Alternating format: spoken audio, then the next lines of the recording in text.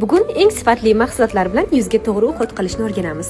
Faberlikning Iceol seriyasining gidrofilli maslasini quruq yuzga tomizib, birozgina massaj harakatlari bilan yuzga suramiz. Bu yuzdagi makiyajni poralardan yengilgina, osongina ajratib beradi. Gidrofilli masla quruq yuz terisiga juda ham mos tushadi. Bundan so'ng retinol seriyasining maxsus yuz uchun umuvayni gelidan foydalanamiz. Yaxshilab ko'pirtiramiz va yuzimizni top-toza qilib yuvib olamiz.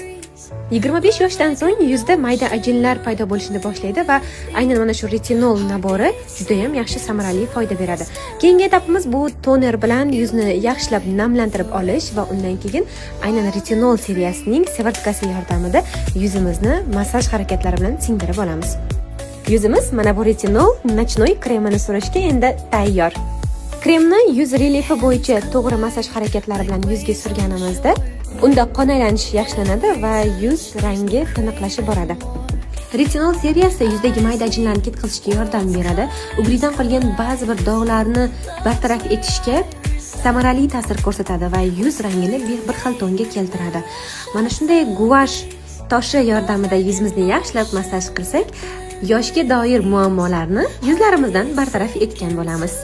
E'tibor bergan bo'lsangiz, sivartkalar kremlar ko'z atrofiga surilmaydi. Ko'z atrofiga maxsus krem yoki bo'lmasa mana shunday patchlardan foydalansak, maqsadga muvofiq bo'ladi. Faberlikning retinol nabori 25 yoshdan so'ng eng to'g'ri tanlov.